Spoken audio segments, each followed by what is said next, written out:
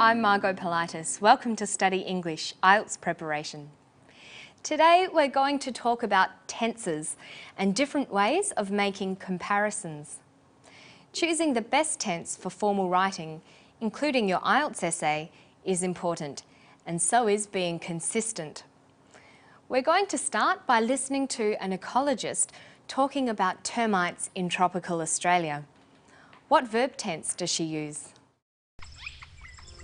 So this is another species of termite that we have here in the territory, and this species is Termites graveolus, and as you can tell it nests in trees, and their nests are nice and round around the higher branches of the tree, and then they build these little runways, what we call carton runways, that run all the way from the nest all the way down to the base of the tree.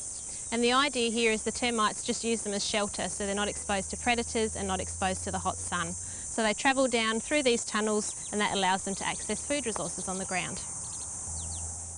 So here in tropical Australia, termites are actually the major decomposer insect, and they also play a really important role in conditioning the soil, much like earthworms do. So they help to turn over the soil to create new soil and to increase the porosity of the soil. She says termites are the major decomposer insect. They play a really important role. They help to turn over the soil. She uses the simple present tense form of verbs are, play and help. In IELTS writing tasks, the essay topics given are general and will require you to write about actions. The simple present tense would be the most appropriate verb form to use because you would be talking about general facts. Dr. Dawes Gramudsky was describing general facts about termites, so she used the simple present. Listen again. So here in tropical Australia, termites are actually the major decomposer insect, and they also play a really important role in conditioning the soil, much like earthworms do. So they help to turn over the soil. She starts using the present tense and then continues with it throughout her description. It's very important to be consistent in the verb tense you use. So when writing your IELTS essay, try to use the simple present tense for the main verb and avoid switching tenses. Keeping in mind that the essay will be about things in general, you also need to consider the language of the noun phrases. Here's Tracy talking about the nesting habits of termites. What noun forms does she use? The idea here is the termites just use them as shelter, so they're not exposed to predators and not exposed to the hot sun. So they travel down through these tunnels, and that allows them to access food resources on the ground. Most of the noun phrases she uses are plural. Termites, predators, tunnels, and food resources. She uses the plural for termites because she is talking about the species as a whole. The idea here is about the habits of termites in general, so the plural would be used. It is not only one predator or a single tunnel or one food resource that's being discussed, but all the predators, tunnels, and food resources of the termites. In formal writing, you will usually find nouns are in plural form when the statements are general ones about groups, classes or things. But of course you'll need to watch for uncountable nouns because uncountable nouns do not have a plural form. The various topics you may get in the IELTS test will be general in nature and will require you to discuss, explain, compare and contrast in general terms.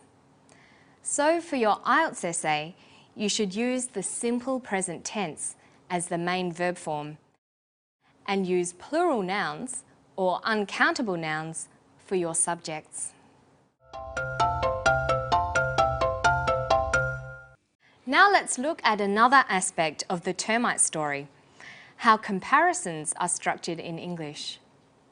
We use a comparative to compare one person, thing or action with another. For example, Judy is younger than her sister. We can use a double comparative when we want to say something is changing. For example, They are getting better and better since starting the IELTS program. There is another way we can use a comparative to describe complementary processes. That is, we can describe how something is changing, but changing together with something else. We can use this kind of form. In Australia, the farther south you go, the cooler the winters. Now watch Tracy talk about the rate at which termites break down mulch. The more termites and the more other bugs you have in the soil, the quicker this mulch is going to decompose, and that means the faster the nutrients are going to cycle through the system and help make it healthier.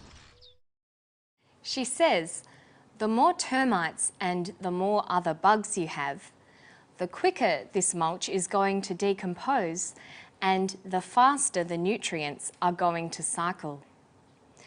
She is comparing several things that are changing together.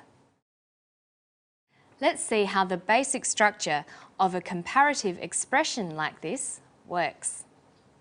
The form is the plus the comparative plus the subject plus the verb. Tracy said, the quicker this mulch is going to decompose. Then, using exactly the same grammatical structure, she added the complementary statement. The faster the nutrients are going to cycle. Notice the symmetry of these statements. It makes it easier to remember and apply. Let's try another example. The older she gets, the happier she is. The older she gets, the happier she is. And another one. The harder I study, the more I learn.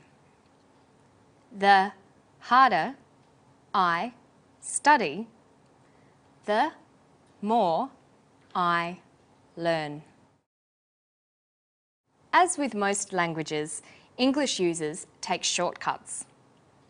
For example, if someone asked me how I take my tea, I might say, the stronger, the better. The stronger my tea is, the better it will be. When the subject is understood in this context, you only need to state the comparison, leaving out the subject and verb. How would you like your haircut? The longer, the better.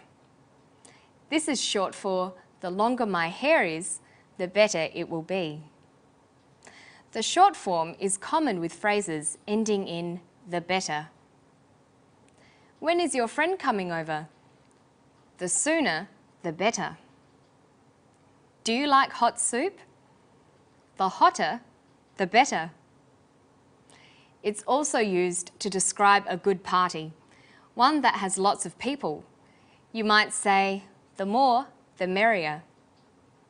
It's understood that you mean the more people there are, the merrier the party will be. These phrases are examples of more complex comparative structures. Why not practice them with your friends? The sooner, the better. That's all for today. Let's review what we've learnt. We've talked about the IELTS essay task and using the simple present tense and plural nouns. Then we talked about making different kinds of comparisons, ones that described complementary processes. And don't forget that you can watch the story again and get more IELTS help when you visit our Study English website. I'll see you next time. Bye-bye.